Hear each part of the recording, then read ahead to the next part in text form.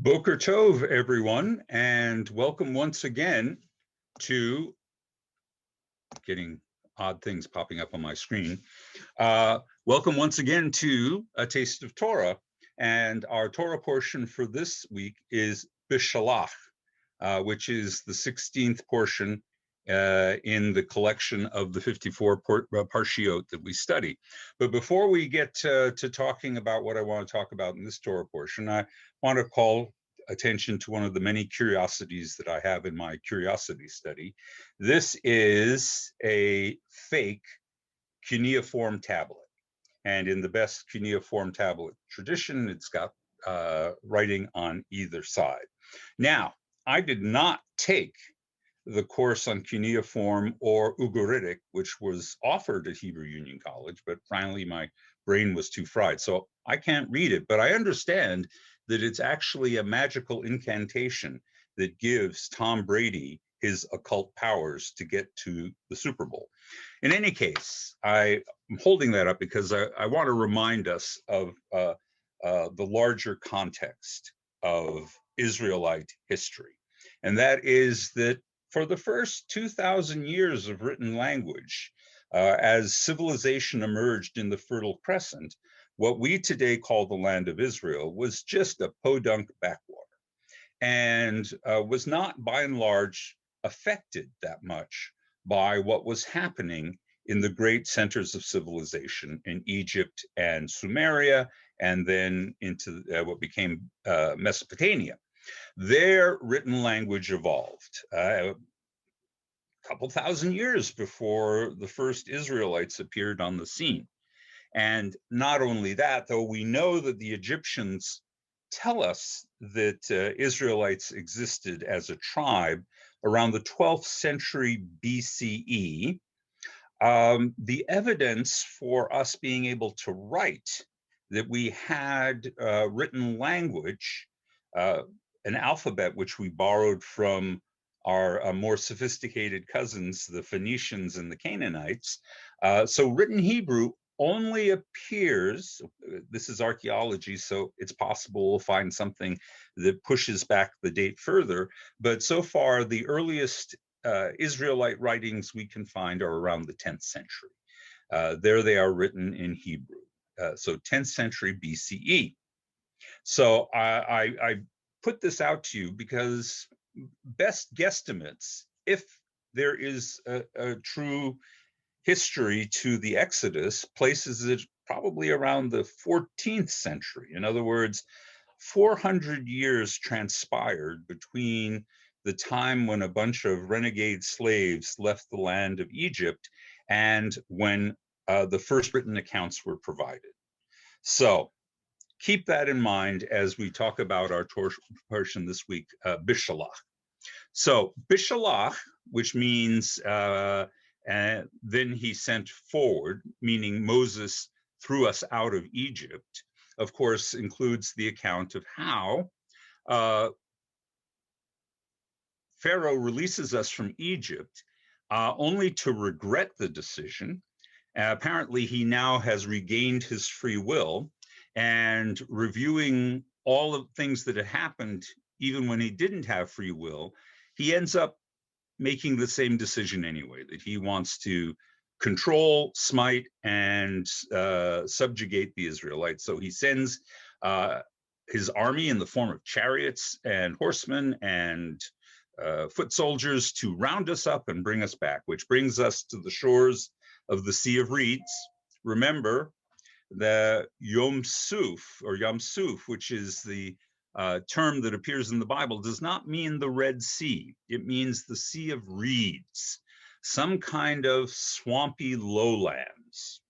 So just remember, in the context of the miracle, though we traditionally in the West have assumed that the Israelites crossed the Red Sea, in fact, probably the crossing happened somewhere further north in the swampy low marshes, the saltwater marshes that are at the tip of the Red Sea. So that's, again, another bit of historical clarification. So let's step back for a moment and think about music and the power of music. I mean, we all have certain songs that when they come on the radio, we are we are deeply affected by what they remind us of. That can be for the good. I, for example, associate Emerson, Lake and Palmer with a very emotional time in my life, and it brings back many of those things. It can be for really unfortunate things. Like, for example, every time I hear Hotel California, I just roll my eyes because I've heard it too many times. I'm exhausted by it. So, but when we hear it, we sing along. We know exactly what note is coming next, and it transports us. It takes us back to the time and place when we first knew that song. And not only do we remember the emotional associations with that, but sometimes we can have pictures in our heads. We can remember what the past smelled like. We can think of other things that are connected to that. So music has a very, very powerful effect on us in terms of invoking our memories. And that brings us to the centerpiece of our Torah portion this week. It is known as Shirat Hayam in Hebrew, the Song of the Sea. We are familiar with it for this little snippet that we sing at virtually every service, which is Mi Chamocha, which is just one stanza from a 24 stanza song, which is a victory song that Moses sang when the people successfully crossed the sea and the Egyptians were swept away. That functions collectively the way Bohemian Rhapsody functions for us personally. It is the Bohemian Rhapsody of the Jewish people. We sing that song, we revisit that victory, that salvation, that escape, and we are reminded in the most powerful way about our past experience, even experiences we don't truly remember. I, for one, am very familiar with one of my mother's favorite pieces of music, You'll Never Walk Alone, which was a hit in World War II. I wasn't around, but for her telling me about her memories of that song and everything associated with it during the war, it also has a connecting power for me. And that's what is the aim of having Mi Chamocha in our liturgy. It's there to invoke the feelings for something that we may not have personally experienced, but now feels very personal to us.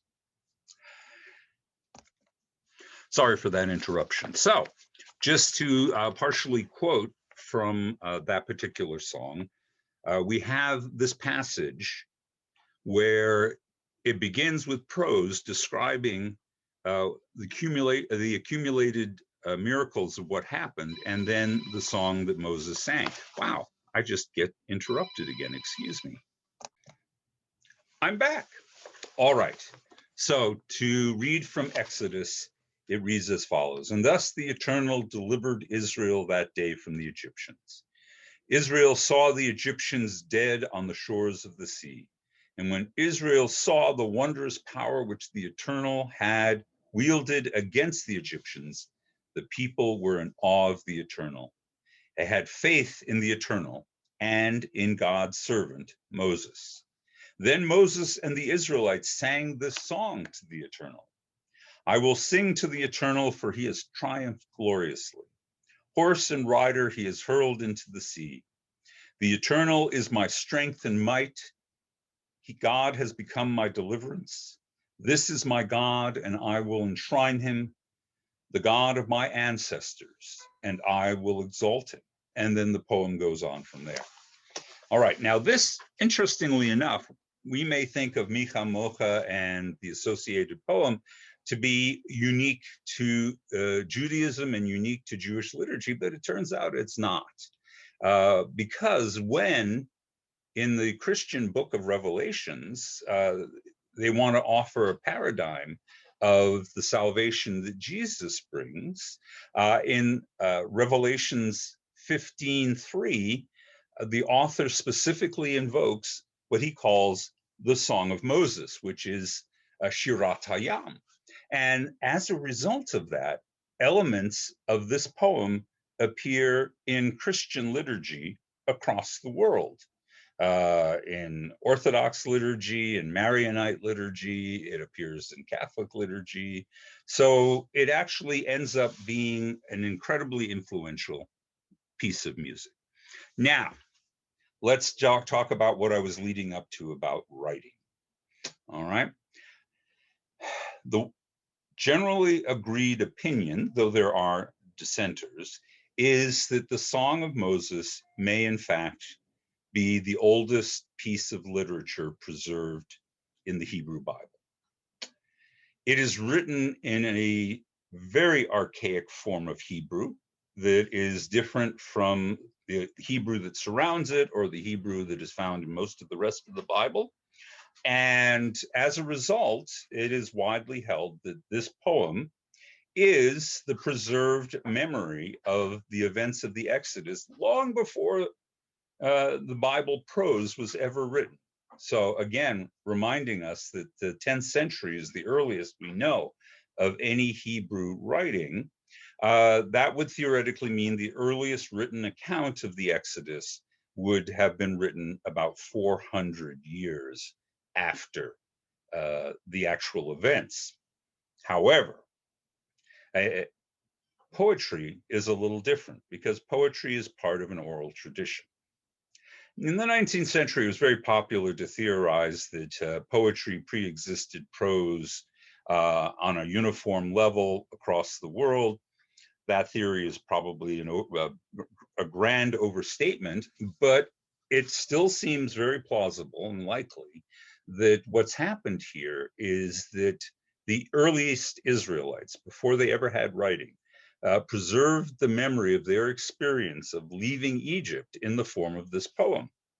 And when someone centuries later decided to make a full expanded narrative about what happened to us, he embedded this ancient familiar poem that every Israelite would have heard around the campfire or at bedtime and incorporated it into the prose narrative. So now there is a more skeptical opinion, and that skeptical opinion argues that it is actually deliberately made archaic in order to give it a patina of antiquity that doesn't actually exist. I think this is an interesting argument, but I ultimately reject it for this reason. If you read the poem, it is full of generalizations about this experience and very little of the details that appear in the narrative. So, for example, it really doesn't talk about the idea that there were 10 plagues, or it doesn't allude to Moses. It is just a kind of general, oh my gosh, we were in danger and God delivered us poem. And it does mention water and how the enemy was thrown into the sea. It could just as easily be describing the defeat of an enemy in a naval battle. And as a result, because of that lack of specificity, because of that general tone that doesn't try and confirm what the prose has to say, I think that this poem pre-existed the written composition by many, many years, maybe hundreds of years. So when we invoke the Mi Chamocha, we are taking ourselves as close to, as proximate to, the most defining experience of our people that ever happened. And that's very powerful. When we sing Mi Chamocha, we find ourselves, as it were, standing at the shores of the sea and celebrating God's unique capacity to save. And that is why this song has been preserved for millennia. That gives us very deep roots. And from those roots, we are encouraged to grow and flourish like the tree of life. So it is our obligation to take this song, the very roots of this song that mark us as a people, and make it grow. Take its lessons and extend them into the future. That's the messianic idea, that the suffering of the past is not going to be continued in suffering in the future. And it's upon us to help realize that there is a song waiting for all people. So I'm going to stop here, and I'm going to wish you a Shabbat Shalom. And I look forward to talking with you again next week.